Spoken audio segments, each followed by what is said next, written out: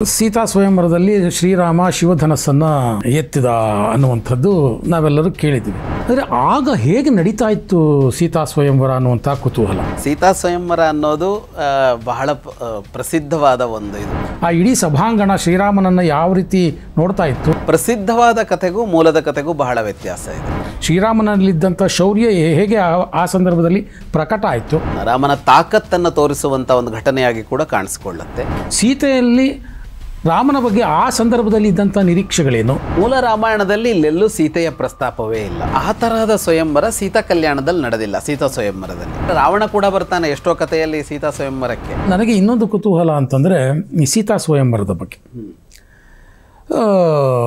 ಸೀತಾ ಸ್ವಯಂವರದಲ್ಲಿ ಶ್ರೀರಾಮ ಶಿವಧನಸ್ಸನ್ನು ಎತ್ತಿದ ಅನ್ನುವಂಥದ್ದು ನಾವೆಲ್ಲರೂ ಕೇಳಿದ್ದೀವಿ. ಆದರೆ ಆಗ ಹೇಗೆ ನಡೀತಾ ಇತ್ತು ಸೀತಾ ಸ್ವಯಂವರ ಅನ್ನುವಂಥ ಕುತೂಹಲ.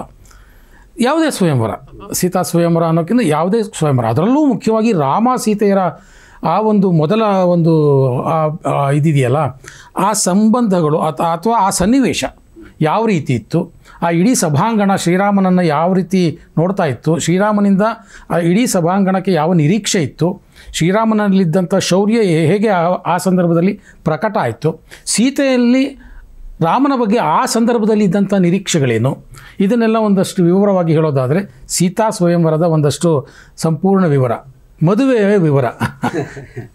ಸೀತಾ ಸ್ವಯಂವರ ಅನ್ನೋದು ಬಹಳ ಪ್ರಸಿದ್ಧವಾದ ಒಂದು ಇದು. ನಮ್ಮಲ್ಲೂ ಸೀತಾ ಕಲ್ಯಾಣ ಅಥವಾ ಸೀತಾ ಸ್ವಯಂವರ ಅಂತ, ಸೀತಾ ಕಲ್ಯಾಣ ಅಂತ ಪ್ರಸಿದ್ಧವಾದದ್ದು ಕರ್ನಾಟಕ ಸಂಗೀತದಲ್ಲಿ ಕೃತಿಯೇ ಇದೆ.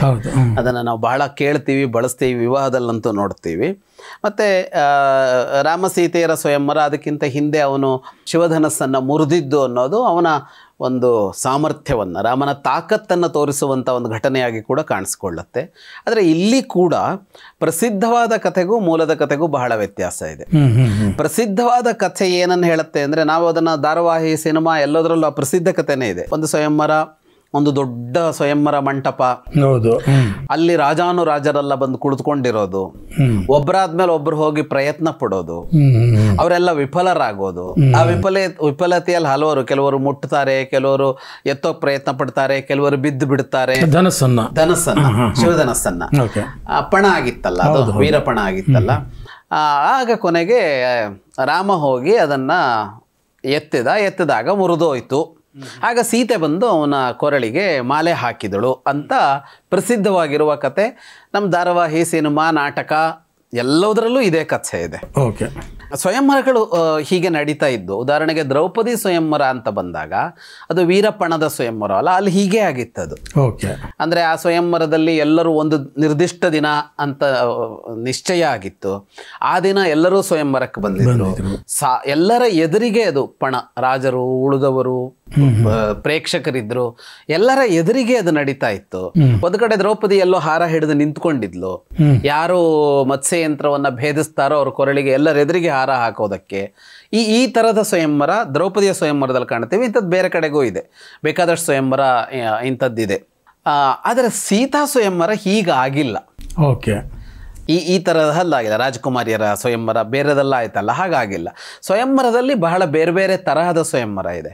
ಪಣ ಇಟ್ಟ ಸ್ವಯಂವರ ಒಂದು, ಅವಳು ಇಷ್ಟಪಟ್ಟವ್ರನ್ನ ಮದುವೆ ಆಗೋದು ಒಂದು, ಸಾಮರ್ಥ್ಯ ಇದ್ದವರು ಉಳಿದವರೊಡನೆ ಗೆದ್ದು ಸೋಲಿಸಿ ಕರ್ಕೊಂಡ್ಬರ್ಬೇಕು ಅನ್ನೋದೊಂದು, ಈ ಥರದ್ದೆಲ್ಲ ಇರ್ತಾ ಇತ್ತು. ಈಗ ಉದಾಹರಣೆಗೆ ಅಂದರೆ ಕುಂತಿ ಸ್ವಯಂವರ ಅಂತ ತಗೊಂಡಾಗ ಅಲ್ಲಿ ಯಾವ ಪಣವೂ ಇಲ್ಲ. ರಾಜರುಗಳಿಗೆಲ್ಲ ಆಹ್ವಾನ, ರಾಜರುಗಳು ಕೂತ್ಕೊಂಡಿರ್ತಾರೆ. ಕುಂತಿಗೆ ಯಾರು ಇಷ್ಟ ಆಗ್ತಾರೋ ಅವರಿಗೆ ಅವಳು ಮಾಲೆ ಹಾಕ್ತಾಳೆ. ಅಲ್ಲಿ ಯಾವ ಇದಿಲ್ಲ. ಈ ಪದ್ಮಾವತಿ ಸ್ವಯಂವರದಲ್ಲೂ ಅದೇ ಕಥೆ ನೋಡ್ತೀವಿ ನಾವು. ಅವರನ್ನ ಈಗ ನಾವು ನಾಟಕೀಯವಾಗಿ ಇವನಿಂತವನು ಅಂತ ಯಾರೋ ಪರಿಚಯಿಸ್ತಾ ಹೋಗ್ತಾರೆ, ಅವಳು ಮಾಲೆ ಹಿಡ್ಕೊಂಡು ಈಗ ಹೋಗ್ತಾಳೆ ಅನ್ನೋ ತರ ದೃಶ್ಯ ಕಟ್ಕೊಂಡಿದೀವಲ್ಲ. ಕುಂತಿ ಸ್ವಯಂವರ ನಡೆದಿದ್ದ ಹಾಗೆ ಅವಳು ಪಾಂಡುಗೆ ಮಾಲೆ ಹಾಕ್ತಾಳೆ ಅಂತ. ಆದರೆ ದ್ರೌಪದಿ ಸ್ವಯಂವರ ಹಾಗಲ್ಲ. ಅದು ಸ್ವಯಂವರ ಅಂತ ಕರೆಸಿಕೊಂಡ್ರು ದ್ರೌಪದಿಗೆ ಇಷ್ಟದ ಆಯ್ಕೆ ಇಲ್ಲ.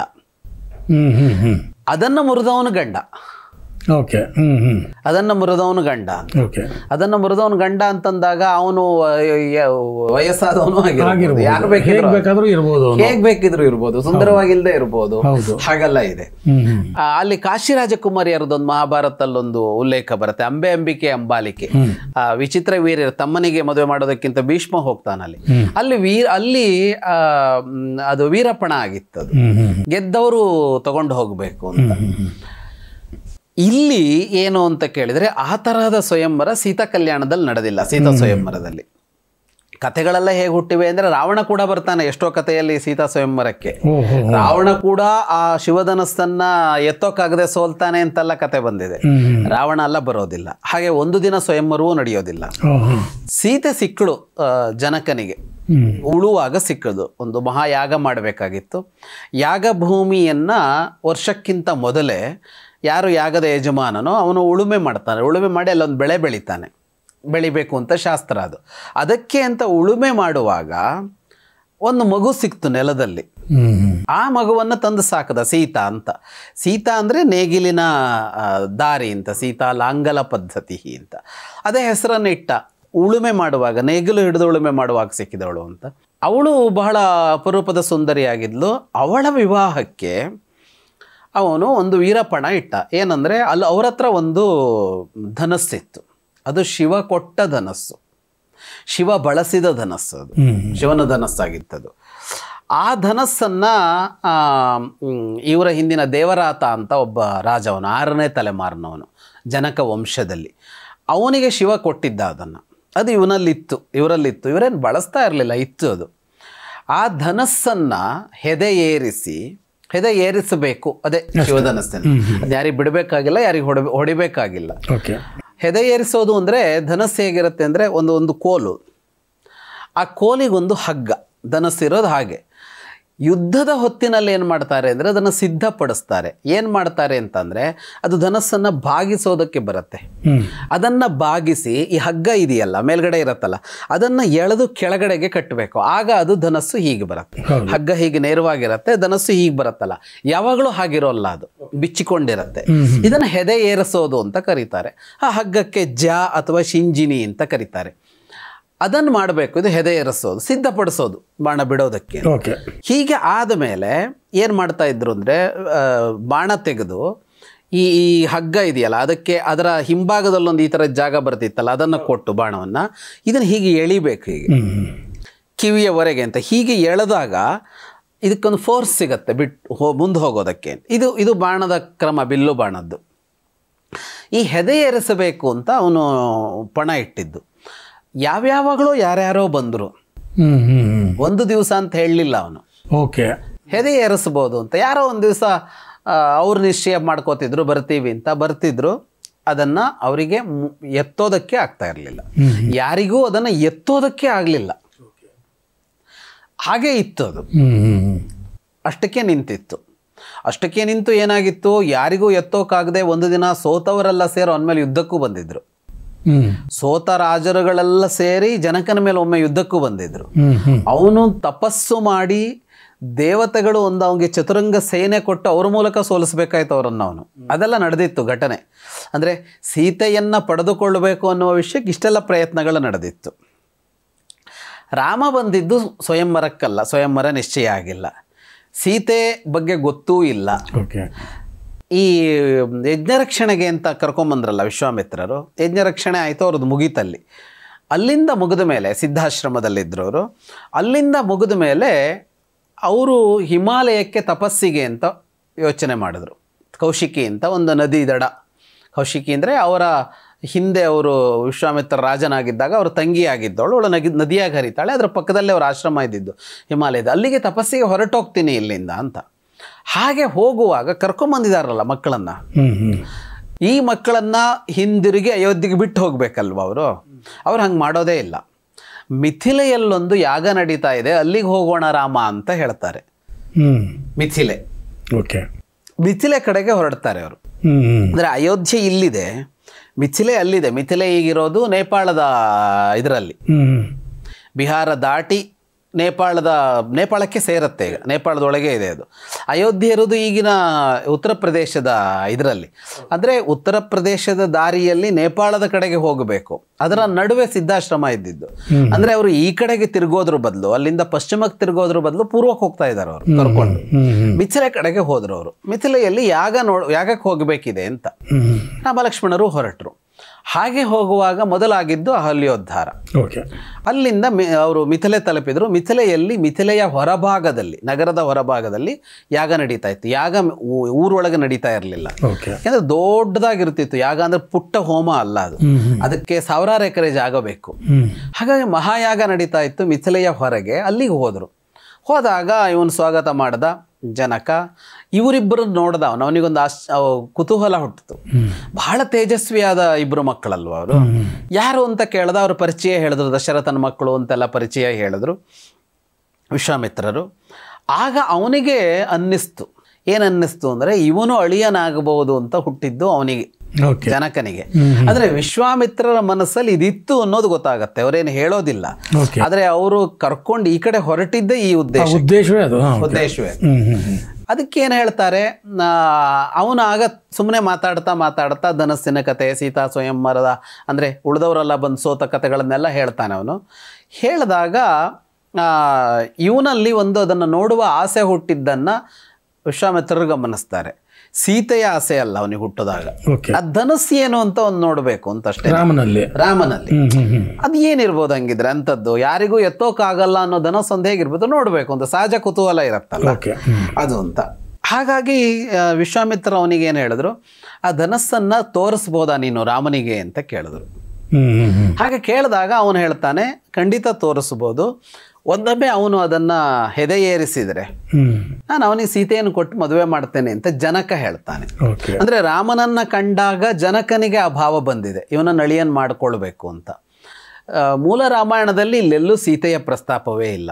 ಸೀತೆಗೆ ಇದು ಗೊತ್ತಾಯ್ತಾ, ಅವನು ರಾಮ ಅಂತ ಒಬ್ಬ ಬಂದಿದ್ದಾನೆ ಅನ್ನೋದು, ಅದಕ್ಕೆ ಅವಳ ಪ್ರತಿಕ್ರಿಯೆ ಏನಿತ್ತು ಅಂತ ಗೊತ್ತಾಗಿರುತ್ತೆ, ಗೊತ್ತಾಗದೇ ಇರೋದಿಲ್ಲ, ಗುಟ್ಟಾಗಿ ಏನು ಮಾಡೋದಿಲ್ಲ ಅದು. ಆದರೆ ಸೀತೆಯ ಮನೋಭಾವ ಏನಿತ್ತು ಅಥವಾ ಸೀತೆಯ ಹೊರವರ್ತನೆ ಏನಿತ್ತು ಅನ್ನೋದನ್ನು ವಾಲ್ಮೀಕಿಗಳೇನು ಹೇಳೋದಿಲ್ಲ. ಸಹಜ ಕುತೂಹಲದಲ್ಲಿ ಇದ್ದಿರಬಹುದು ಅಂತ ಭಾವಿಸೋದಕ್ಕೆ ಅವಕಾಶ ಇದೆ. ಆಯಿತು ಅಂತ ಅದು ಮಾರನೇ ದಿನ ಅಂತ ಆಗತ್ತೆ. ಮಾರನೇ ದಿನ ಧನಸ್ಸನ್ನು ನೋಡೋದು ಅಂತ. ಅವತ್ತು ರಾತ್ರಿ ಆಗತ್ತೆ. ಅವರಲ್ಲೇ ಯಾಗಶಾಲೆಯಲ್ಲೇ ಮಲಗ್ತಾರೆ. ಜನಕನೂ ಅಲ್ಲೇ ಇರ್ತಾನೆ. ಅಲ್ಲಿ ಯಾಗಶಾಲೆ ಅಂದರೆ ಬರೀ ಯಾಗಶಾಲೆ ಇರೋದಿಲ್ಲ, ಅಲ್ಲೊಂದು ದೊಡ್ಡ ಡೇರೆಗಳನ್ನು ಹಾಕಿ ದೊಡ್ಡ ವ್ಯವಸ್ಥೆ ಮಾಡಿರ್ತಾರೆ. ಅಂದರೆ ನಾವು ಕುಂಭಮೇಳ ನೋಡಿದ್ವಲ್ಲ, ಆ ಥರದ ವ್ಯವಸ್ಥೆಗಳಿರುತ್ತೆ.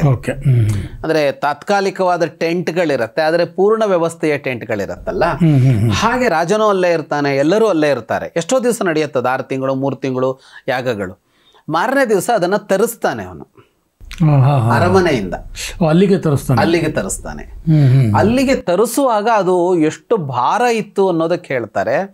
5,000 ಜನ ದೃಢಕಾಯರಾದವರು, ಗಟ್ಟಿಮುಟ್ಟಾದ, ಅಂದರೆ ಮಲ್ಲಯುದ್ಧ ಮಾಡೋರು ಇರ್ತಾರಲ್ಲ, ಆ ತರಹದ 5,000 ಜನ ತಳ್ಕೊಂಬರ್ತಾರೆ ಒಂದು ಕಬ್ಬಿಣದ ಪೆಟ್ಟಿಗೆಯನ್ನು. ಒಂದು ಕಬ್ಬಿಣದ ಪೆಟ್ಟಿಗೆ ಒಳಗದಿರುತ್ತೆ, ಆ ಪೆಟ್ಟಿಗೆಗೆ ಚಕ್ರ ಇರುತ್ತೆ, ಅದನ್ನ ತಳ್ಕೊಂಬರ್ತಾರೆ. ತಳ್ಕೊಂಬರಕ್ಕೆ 5,000 ಜನ ಬೇಕಾಗಿ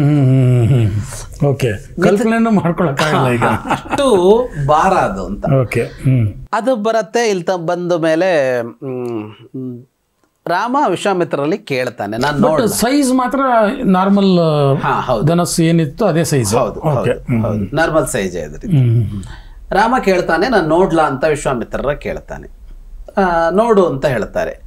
ಅವನು ಹೋಗಿ ಅದರ ಮುಚ್ಚಳ ತೆಗೆದು ನೋಡ್ತಾನೆ. ಅದನ್ನು ಪೆಟ್ಟಿಗೆಯಲ್ಲಿರುತ್ತಲ್ಲ, ಅದು ಮುಚ್ಚಳ ತೆಗೆದು ನೋಡ್ತಾನೆ. ನೋಡಿದವನು ಮತ್ತೆ ವಿಶ್ವಾಮಿತ್ರರು ಕೇಳ್ತಾನೆ, ನಾನು ಎತ್ತಿ ಹೆದೆ ಏರಿಸ್ಲಾ ಇದನ್ನ ಅಂತ ರಾಮ. ಆಗಲಿ ಅಂತ ವಿಶ್ವಾಮಿತ್ರರು ಹೇಳ್ತಾರೆ. ಆಗ ಅವನು ಅದನ್ನು ಎತ್ತುತ್ತಾನೆ. ಇದಿಷ್ಟು ನಡೆಯೋದಲ್ಲಿ ಯಜ್ಞ ಮಂಟಪದಲ್ಲಿ. ಯಜ್ಞ ನೋಡೋದಕ್ಕೆ ಬಂದವರು, ಯಜ್ಞಕ್ಕೆ ಸಂಬಂಧಿಸಿದವರು ಅವ್ರುಗಳೇ ಅಲ್ಲಿ ಇದ್ದಿದ್ದು. ಸೀತೆ ಇಲ್ಲ ಅಲ್ಲಿ. ಜನಕನ ಹೆಂಡತಿ, ಜನಕನ ಮನೆಯವರು ಉಳಿದವರೆಲ್ಲ ಇದ್ದಿರಬಹುದು. ಎತ್ತುತ್ತಾನೆ. ಎತ್ತಿದಾಗ ಏನು ಅಂದರೆ ಅದು ಕೋಲ್ ಥರ ಇರುತ್ತಲ್ಲ, ಅದೇ ಬರೋದು. ಕೋಲು ಒಂದು ಹಗ್ಗ ಇರುತ್ತೆ ಅದು ಅಂತ. ಎತ್ತಿದವನು ಅದನ್ನು ಬಾಗಿಸಿ ಇದನ್ನು ಕಟ್ತಾನೆ, ಹೆದೆ ಏರಿಸ್ತಾನೆ. ಹೆದೆ ಏರಿಸಿದ ಮೇಲೆ ಅದನ್ನು ಎಳಿಬೇಕಲ್ಲ, ಅದನ್ನು ಬಾಣ ಬಿಡೋದೇನಿಲ್ಲದೆ ಇದ್ರೂ ಹೀಗೆ ಎಳಿಬೇಕು ಅಂತ ಹೀಗೆ ಎಳೆದಾಗ ತುಂಡಾಗ್ಬಿಡತ್ತೆ ಅದು. ಧನಸ್ಸು ತುಂಡಾಗ್ಬಿಡುತ್ತೆ. ಧನಸ್ಸಿನ ಇದೆಯಲ್ಲ ಅದು ಎರಡಾಗ್ಬಿಡತ್ತೆ. ಅಂದರೆ ಯಾರಿಗೂ ಎತ್ತೋದಕ್ಕೂ ಆಗದೆ ಇರೋದನ್ನ ಎತ್ತಿ ಹೆದೆಯೇರಿಸಿ ಆಕರಣ ಅಂತ ಸೆಳೆದಾಗ ಟಣ್ಣಂತ ಇಲ್ಲಿ ತುಂಡಾಗತ್ತೆ. ಇದು ಶಿವಧನಸ್ಸಿನ ಭಂಗ, ಧನುರ್ಭಂಗ ಅಂತ ಕರೆಸಿಕೊಂಡಿದೆ. ಇದಾದ ಮೇಲೆ ಜನಕನಿಗೂ ಸಂತೋಷ ಆಗತ್ತೆ, ಅಲ್ಲಿದ್ದವರೆಲ್ಲರಿಗೂ ಸಂತೋಷ ಆಗತ್ತೆ, ವಿವಾಹ ಅಂತ ನಿಶ್ಚಯ ಆಗತ್ತೆ. ಸೀತೆ ಬಂದಲ್ಲೆಲ್ಲೂ ಮಾಲೆ ಹಾಕೋಲ್ಲ. ವಿವಾಹ ಅಂತ ನಿಶ್ಚಯ ಆಗಿ ಯಾವತ್ತು ಮುಹೂರ್ತ ಅಂತ ಅಲ್ಲಿಂದ ಇಷ್ಟು ದಿವಸಕ್ಕೆ ಮುಹೂರ್ತ ಅಂತ ನಿಶ್ಚಯ ಆಗಿ ತಕ್ಷಣ ಮಾರನೇ ದಿವಸನೂ ಅಲ್ಲ, ದಶರಥ ಎಲ್ಲ ಬರಬೇಕಲ್ಲ. ಹೌದು. ಅಷ್ಟು ಮಾಡಿ ಇಲ್ಲಿಂದ ದಶರಥನಿಗೆ ಸುದ್ದಿ ಕಳಿಸಿ, ಅಲ್ಲಿಂದ ದಶರಥ ಅವನ ಪರಿವಾರ ಅಷ್ಟೂ ಜನ ಬರ್ತಾರೆ. 3 ರಾಣಿಯರು, ದಶರಥ, ಸುಮಂತ್ರ, ರಾಜಪರಿವಾರ, ಭರತ, ಶತ್ರುಘ್ನ, ರಾಮಲಕ್ಷ್ಮಣ ಮಾತ್ರ ಇಲ್ಲಿರ್ತಾರಲ್ಲ, ಭರತ, ಶತ್ರುಘ್ನ ಎಲ್ಲರೂ ಹೊರಟು ಬರ್ತಾರೆ. ಅವರೆಲ್ಲ ಬಂದು, ಅದು ಸುದೀರ್ಘವಾದ ವಿವರಗಳಿವೆ ಅಲ್ಲಿ. ವಿವಾಹದ ಕಥೆ, ಒಂದು ವಿವಾಹದ ಕ್ರಮ ಹೇಗಿದೆಯೋ, ಆರ್ಷ ವಿವಾಹದ ಕ್ರಮ ಹೇಗಿದೆಯೋ ಹಾಗೆ ಅವರು ಬಂದಾಗ ಇವರ ಪರಿಚಯ ಹೇಳ್ಕೊಳ್ಬೇಕು. ಗೋತ್ರಪ್ರವರ ಹೇಳೋದು ಅಂತ ಈಗಲೂ ಇದೆ, ಅದು ಶಾಸ್ತ್ರೀಯ ವಿವಾಹಗಳಲ್ಲಿ ಇರುತ್ತೆ. ಅದನ್ನೆಲ್ಲ ಹೇಳ್ಕೊಳ್ತಾರೆ. ಅದನ್ನು ಇತ್ತೀಚೆಗೆ ನೋಡೋದಾದರೆ ತೇಜಸ್ವಿ ಸೂರ್ಯರ ವಿವಾಹದ ವಿಡಿಯೋಗಳು ಹರಿದಾಡಿದೆಯಲ್ಲ, ಅದರಲ್ಲಿ ಆ ಗೋತ್ರ ಪ್ರವರಗಳು ಹೇಳೋದು ಇದೆ, ಆ ವಿಡಿಯೋಗಳಲ್ಲಿ ಕಾಣಿಸುತ್ತೆ. ಅಂದ್ರೆ ಆ ತಂದೆ ಹೆಸರು, ಅಜ್ಜನ ಹೆಸರು, ಮುತ್ತಜ್ಜನ ಹೆಸರು ಎಲ್ಲವನ್ನ, ಇಂಥವ್ರ ಮೊಮ್ಮಗ, ಇಂಥವ್ರ ಮೊಮ್ಮಗಳು, ಇಂಥವ್ರ ಮರಿ ಮೊಮ್ಮಗಳು ಹೀಗೆಲ್ಲ ಹೇಳ್ಕೊಳ್ತಾರೆ ಪರಂಪರೆಯನ್ನ. ಆ ಪರಂಪರೆಯನ್ನೆಲ್ಲ ಹೇಳೋದೇ ಒಂದು ಅಧ್ಯಾಯ ಇದೆ. ದಶರಥ ತನ್ನ ಇದನ್ನ ಹೇಳ್ಕೊಳ್ತಾನೆ ಆರಂಭದಿಂದ, ಜನಕ ತನ್ನ ಇದನ್ನ ಹೇಳ್ಕೊಳ್ತಾನೆ, ಹಿಂದಿನವರೆಲ್ಲರ ಹೆಸರನ್ನ. ನಮ್ಮಗಳಿಗೆ 3 ಹೆಸರು ಬಿಟ್ಟು 4 ಹೆಸರು ಬಿಟ್ಟು ಅದಕ್ಕಿಂತ ಹಿಂದಿನ ಹೆಸರು ಗೊತ್ತಿರಲ್ಲ. ಅದು ಹಿಂದೆ ಹಾಗಿರ್ಲಿಲ್ಲ, ಅದು ಆರಂಭದಿಂದ ಅದನ್ನ ಅವ್ರು ದಾಖಲಿಸಿಕೊಳ್ತಾ ಇದ್ರು. ನಮ್ಮಲ್ಲಿ ಇವತ್ತು ಬಿಟ್ಟೋಗಿದೆ, ಮುತ್ತಜ್ಜ ಯಾರು ಅಂದ್ರೆ ಆಕಾಶ ನೋಡ್ತೀವಿ, ಗೊತ್ತೇ ಇಲ್ಲ. ಈಗ ಡಾಕ್ಯುಮೆಂಟೇಶನ್ ನಡೀತಿದೆ, ಇನ್ನು ಮುಂದೆ ಆ ಸಮಸ್ಯೆ ಆಗಲ್ಲ. ಅದೆಲ್ಲ ಹೇಳಿ ಒಂದು ಶಾಸ್ತ್ರೀಯವಾದ ಕ್ರಮದಲ್ಲಿ ವಿವಾಹ ಆಗತ್ತೆ. ಈ ವಿವಾಹದಲ್ಲೂ ಹಾಗೆ ಅವರು ಭೇಟಿ, ದಶರಥ ಬಂದು ಭೇಟಿ ಮಾಡೋದು ಜನಕನನ್ನ, ಎರಡೂ ಪಾಳೆಯ ಸಂತೋಷ ಪಡೋದು, ಸೀತಾ ಕಲ್ಯಾಣ ಅನ್ನುವಂಥದ್ದೇ ಒಂದು ಬಹಳ ದೊಡ್ಡದಾದಂತ ಒಂದು ಸೆಲೆಬ್ರೇಷನ್ ತರ ನಡೆಯುತ್ತೆ. ಇವತ್ತಿನವರೆಗೂ ಸೀತಾ ಕಲ್ಯಾಣವನ್ನ ಇವತ್ತಿನವರೆಗೂ ಆಚರಿಸ್ಕೊಂಡು ಬರ್ತಾರೆ. ಆ ಸೀತಾ ಕಲ್ಯಾಣದ ಬಗ್ಗೆ ಒಂದಷ್ಟು ವಿವರಗಳು ಅದೇ ಈ ತರದ್ದು, ಅದರ ಸೀತಾ ಕಲ್ಯಾಣದ ವಿವರಗಳು ಇಷ್ಟೇ ಇರೋದು. ವಿವಾಹ ಆಗೋದು, ಇಷ್ಟಾದ್ಮೇಲೆ ಗೋತ್ರ ಪ್ರವರಗಳನ್ನು ಹೇಳ್ಕೊಂಡ ಮೇಲೆ ಹಾರ ವಿನಿಮಯ ಆಗೋದು, ಅದರ ಅಗ್ನಿ ಸಾಕ್ಷಿಯಾಗಿ ನಡೆಯೋದು ಇತ್ಯಾದಿಗಳಷ್ಟೇ ಅಲ್ಲಿ ಕಾಣಸಿಗೋದು ಅದರಲ್ಲಿ. ಉಳಿದಂತೆ ಅವ್ರು ಬರೋದು, ಅವ್ರು ಬಂದು ಅವರು ಉಳ್ಕೊಳ್ಳೋದು, ಅವರ ಮಾತುಕತೆ, ಸಹಜ ಮಾತುಕತೆ. ಆಮೇಲೆ ಅಲ್ಲಿ 1 ಮದುವೆ ಆಗಲ್ಲ, 4 ಮದುವೆ ಆಗತ್ತೆ. ಆಗ ಅವನ ಸ್ವಂತ ಮಗಳು ಊರ್ಮಿಳೆಯನ್ನ ಲಕ್ಷ್ಮಣನಿಗೆ ಕೊಡ್ತಾನೆ ಅವನು. ಸೀತೆ ಜನಕನ ಸಾಕು ಮಗಳು, ಆದ್ರೆ ಅವನಿಗೆ ಸ್ವಂತ ಮಗಳಿದ್ದಾಳೆ, ಅವಳು ಊರ್ಮಿಳೆ. ಆಮೇಲೆ ಅವನ ತಮ್ಮನ ಮಕ್ಕಳಿಬ್ರು ಇರ್ತಾರೆ, ಮಾಂಡವಿ ಮತ್ತು ಶ್ರುತಕೀರ್ತಿ ಅಂತ. ಅವರಿಬ್ಬರನ್ನ ಭರತ ಶತ್ರುಘ್ನರಿಗೆ ಕೊಡೋದು ಅಂತ ಆಗತ್ತೆ. ಇದೆಲ್ಲ ಆಮೇಲೆ ಆದ ಮಾತುಕತೆ, ದಶರಥ ಬಂದ ಮೇಲೆ ಆಗುವ ಮಾತುಕತೆ. ಅಂದ್ರೆ ಇದೆಲ್ಲ ಪ್ರಾಯಶಃ ಸೀತಾ ಕಲ್ಯಾಣ ಆದ ಕೂಡಲೇ ಜನಕನಿಗೆ ಅನ್ಸಿರ್ಬೇಕು ಅದು. ಇನ್ನು 3 ಜನ ಇದ್ದಾರೆ, ತನಗಿಬ್ಬರು ಹೆಣ್ಮಕ್ಳು, ತಮ್ಮನಿಗಿಬ್ಬರು ಹೆಣ್ಮಕ್ಳು, 4 ಜನರನ್ನು ಈ 4 ಜನ ಕೊಟ್ಟು ಬಿಡೋಣ, ಎಲ್ಲ ಒಂದೇ ಮನೆ ಕೊಡೋಣ, ಮನೆ ಕೊಡೋಣ, ದೊಡ್ಡ ಸಂಬಂಧ, ಎಲ್ಲರೂ ಯೋಗ್ಯರು ಅಂತ. ಹಾಗಾಗಿ ಇವ್ರು ಯಾರಿಗೂ ವಿವಾಹದ ನಿರೀಕ್ಷೆ ಇಲ್ಲದೆ ವಿವಾಹ ಆಗಿದೆ. ರಾಮಲಕ್ಷ್ಮಣ ಭರತ ಶತ್ರುಘ್ನರಿಗೆ ವಿವಾಹ ಮಾಡಬೇಕು, ಸ್ವಯಂವರಗಳಿಗೆ ಹೋಗಬೇಕು, ಹುಡುಕಬೇಕು, ಆ ಥರದ್ದೇನೂ ನಡೆದೇ ಇಲ್ಲ. ಸೀತೆ ವಿಷಯದಲ್ಲಿ ಹಾಗಲ್ಲ, ಸೀತೆ ವಿಷಯದಲ್ಲಿ ಪ್ರಯತ್ನಗಳು ನಡೆದಿವೆ. ಇವನು ಮೊದಲೇ ಹೇಳಿದ್ದ, ಹಾಗಾಗಿ ಪ್ರಯತ್ನಗಳು ನಡೆದಿತ್ತು. ಇವ್ರದ್ರಲ್ಲಿ ಹಾಗೆ ನಡೆದಿರೋದು. ವಿವಾಹ ಅನ್ನೋದು ಅಲ್ಲಿ ಬಹಳ ವೈಭವವನ್ನು ವರ್ಣಿಸದೇ ಇದ್ರು, ನಾವಿವತ್ತೇನು ಸೀತಾ ಕಲ್ಯಾಣ ಅಂತ ವೈಭವಗಳನ್ನೆಲ್ಲ ನಾವು ನೋಡ್ತೀವಲ್ಲ, ಇಷ್ಟು ವೈಭವವಾಗಿ ವ್ಯವಸ್ಥಿತವಾಗಿ ನಡೆದ ವಿವಾಹ ಅದು. ಇದೇ ನಾವು ದ್ರೌಪದಿ ಸ್ವಯಂವರ ಇತ್ಯಾದಿಗಳಲ್ಲಿ ಅಷ್ಟು ವೈಭವದ ಕಾಣಿಸೋದಿಲ್ಲ. ಪಣ ಆಯ್ತು, ಪಣ ಮುಗಿತಿದ್ದ ಹಾಗೆ ಏನೋ ಆಗೋಯ್ತು, ಮಾರ ದಿವಸ ವೈಭವ ಆಗಿರೋಲ್ಲ ಅಂತಲ್ಲ ಅರಮನೆ, ಅದು ಹೌದು ಸಹಜವಾಗಿ ಇರುವಂತದ್ದೇ, ಮೂಲಭೂತವಾಗಿ ಅದು ವೈಭವನೇ. ಆದ್ರೆ ಸೀತೆಯ ಮದುವೆ ಇದೆಯಲ್ಲ, ಸೀತಾ ಕಲ್ಯಾಣ ಇದೆಯಲ್ಲ, ಅದು ವೈಭವವಾಗಿ ನಡೆದಿದೆ. ಸೀತಾ ಸ್ವಯಂವರ ನಡೆದಿಲ್ಲ, ಆದ್ರೆ ಸೀತಾ ಕಲ್ಯಾಣ ವೈಭವವಾಗಿ ನಡೆದಿದೆ. ಅದರಿಂದ ನಮ್ಮಲ್ಲಿ ನಾವು ಮದುವೆ ಅಂತಂದ ಕೂಡಲೇ ಸೀತಾ ಕಲ್ಯಾಣ ವೈಭೋಗಮೆ ಅಂತ ಅದನ್ನು ಹಾಡೋದು ಅದಕ್ಕೇನೆ. ಒಂದು ಅದ್ಭುತವಾದ ವಿವಾಹ ಆಗತ್ತೆ. ಬಹುಶಃ ಜನಕರಾಜನಿಗೆ ಬಿಟ್ಟರೆ ಇನ್ನು ಯಾರಿಗೂ ಆ ಮದುವೆಯ ಒಂದು ಕಲ್ಪನೆಯೂ ಕೂಡ ಇರಲಿಲ್ಲ, ಆ ಸಂದರ್ಭದಲ್ಲಿ ಇರಲಿಲ್ಲ, ಯಾರಿಗೂ ಇರಲಿಲ್ಲ. ದಿಢೀರನೇ ಅದು ಅವನು ಸಿದ್ಧನೇ ಇದ್ದ. ಯಾಕೆಂದ್ರೆ ಅವನು ಮೊದಲೇ ನಿಶ್ಚಯ ಮಾಡಿದ್ದ, ಯಾರು ಯಾವತ್ತು ಬಂದು ಮುರಿತಾನೋ ಅದಾಗ್ತಾ ಇದ್ದಾಗೆ ಮದುವೆ ಮಾಡಬೇಕು, ಮುಂದಾಕೋದು ಅಂತೇನಿಲ್ವಲ್ಲ. ಹಾಗಾಗಿ ಅವನು ಸಿದ್ಧನಾಗಿದ್ದ ಅಂತ ಅರ್ಥ. ಈಗ ಒಬ್ಬ ಧನಸ್ಸನ್ನು ಮುರಿದ್ರೆ ವಾರವೋ 15 ದಿವಸವೋ 1 ತಿಂಗಳು ಒಳಗೆ ಒಂದು ಒಳ್ಳೆ ಮುಹೂರ್ತ ನೋಡಿ ಮದುವೆ ಮಾಡಿಬಿಡಬೇಕು ಅಂತ. ಹಾಗಾಗಿ ಅವನು ಪೂರ್ಣ ಸಿದ್ಧತೆಯಲ್ಲಿ ಇದ್ದ. ಸಿದ್ಧತೆ ಅಂದರೆ ಅರಮನೆಗೆ ದೊಡ್ಡ ಸಿದ್ಧತೆಗಳ ಅವಶ್ಯಕತೆ ಇರಲ್ಲ, ಆದರೆ ಮಾನಸಿಕವಾಗೂ ಸಿದ್ಧನಿದ್ದ. ದಶರಥನಿಗಂತೂ ಅದು ಯೋಚನೆಯೇ ಇರಲಿಲ್ಲ. ಯಾಕೆಂದ್ರೆ ಅವನು ಸುಮ್ಮನೆ ಇದ್ದಿದ್ದ, ಮದುವೆಗೆ ಅಂತ ಯೋಚನೆ ಹುಟ್ಟಿತ್ತು ಅವನಿಗೆ. ವಿವಾಹ ವಯಸ್ಕರಾದರು ಅಂತ ಅವನ ಚಿಂತನೆಯಲ್ಲಿರುವಾಗಲೇ ವಿಶ್ವಾಮಿತ್ರರು ಬಂದಿದ್ದು. ಇನ್ನು ಮದುವೆ ಮಾಡಬೇಕು ಅಂತ ಅಷ್ಟೇ, ಪ್ರಯತ್ನ ನಡೆದಿಲ್ಲ, ಯಾರೋ ಏನೋ ಎತ್ತ ಅಂತ ಯೋಚಿಸಿಲ್ಲ. ಆ ಹೊತ್ತಿಗೆ ವಿಶ್ವಾಮಿತ್ರರು ಬಂದು ಕರ್ಕೊಂಡು ಹೋಗಿ ಅವನೇನು ಯೋಚನೆ ಮಾಡಿದ್ನೋ ಅದನ್ನು ಇವರು ಮುಗಿಸಿಕೊಟ್ರು. ಅದೊಂದು ಚೆನ್ನಾಗಿದೆ. ವಿಶ್ವಾಮಿತ್ರರು ಅಲ್ಲಿ ಬಂದು ಅವರಷ್ಟಕ್ಕೆ ಬರ್ತಾರೆ. ಅವ್ರ ಯಜ್ಞ ರಕ್ಷಣೆ ಅನ್ನೋದು ಅದೊಂದು ನೆವವೋ ನಿಮಿತ್ತವೋ, ಅಲ್ಲೊಂದಿಷ್ಟು ಅಸ್ತ್ರಗಳನ್ನೆಲ್ಲ ಕೊಡ್ತಾರೆ ರಾಮನಿಗೆ. ಬಲ ಅತಿ ಬಲ ಅಂತ ತುಂಬ ಅಸ್ತ್ರಗಳನ್ನೆಲ್ಲ ಕೊಡ್ತಾರೆ. ಆ ಅಸ್ತ್ರಗಳನ್ನೆಲ್ಲ ಕೊಟ್ಟು ಒಂದು ಯಜ್ಞ ರಕ್ಷಣೆ ಮಾಡಿಸಿ, ಅಹಲ್ಯೆಯನ್ನು ಒಂದು ಬಿಡುಗಡೆ ಮಾಡಿಸಿ, ಅವಳನ್ನು ತಂದು ಮದುವೆ ಮಾಡಿಸಿ ಅವರು ಇಲ್ಲಿಂದ ಹಿಮಾಲಯಕ್ಕೆ ಹೊರಟೋಗ್ಬಿಡ್ತಾರೆ. ಅವರು ಮತ್ತೊಮ್ಮೆ ರಾಮಾಯಣದಲ್ಲಿ ರಾಮನನ್ನ ಭೇಟಿಯಾಗೋದು ರಾವಣ ಸಂಹಾರ ಆಗಿ ಅವನು ಹಿಂದಿರುಗಿ ಬಂದು ಪಟ್ಟಾಭಿಷಿಕ್ತನಾದ ಮೇಲೆ ಅವರು ಭೇಟಿಗೆ ಬರ್ತಾರೆ ಒಮ್ಮೆ. ಅಷ್ಟು ಬಿಟ್ರೆ ಮತ್ತೆ ವಿಶ್ವಾಮಿತ್ರರು ರಾಮನ ಬದುಕಲ್ಲಿ ಇಲ್ವೇ ಇಲ್ಲ. ಅಂದ್ರೆ ರಾಮ ಸೀತೆಯರನ್ನ ವಿವಾಹ ಮಾಡೋದಕ್ಕೆ ಅಂತಲೇ ಅವ್ರು ಬಂದು ಇಷ್ಟು ಮಾಡಿ ಹೋದಂಗೆ ಕಾಣಿಸುತ್ತೆ. ರಾಮನ ಬದುಕಿನಲ್ಲಿ ಬಂದಂತ ಮತ್ತೊಬ್ಬ ಮಹಾನ್ ವ್ಯಕ್ತಿ ಅಂದ್ರೆ ಪರಶುರಾಮ. ರಾಮ ಮತ್ತು ಪರಶುರಾಮರ ಸಂಬಂಧಗಳು ಹೇಗೆ ರಾಮಾಯಣದಲ್ಲಿ ಪ್ರಕಟ ಆದವು? ರಾಮ ಮತ್ತು ಪರಶುರಾಮರ ಒಂದು ಭೇಟಿ ಅನ್ನೋದು ಬಹಳ ವಿಚಿತ್ರ ಮತ್ತು ವಿಶಿಷ್ಟವಾಗಿ ಕಾಣಿಸ್ಕೊಳ್ಳುತ್ತೆ. ಪರಶುರಾಮರು ದಶಾವತಾರಗಳಲ್ಲೇ ಬರ್ತಾರೆ. ನೀನು ಶೂರನೇ ಆಗಿದ್ರೆ ನನ್ನಲ್ಲಿರೋ ವೈಷ್ಣವ ಧನಸ್ಸನ್ನು ಭಂಗ ಮಾಡು ಅಂತ. ರಾಮನ ಸಾಮರ್ಥ್ಯವನ್ನು ತೋರಿಸೋದಕ್ಕೆ ಬಂದರು ಅಂತ ಹೇಳ್ಬೇಕು, ಅದಕ್ಕೆ ಬೇರೆ ಏನು ಕಾಣಿಸೋದಿಲ್ಲ. ಪರಶುರಾಮರು ರಾಮನನ್ನ ಪರೀಕ್ಷಿಸೋದಕ್ಕೆ ಬಂದಿದ್ರು.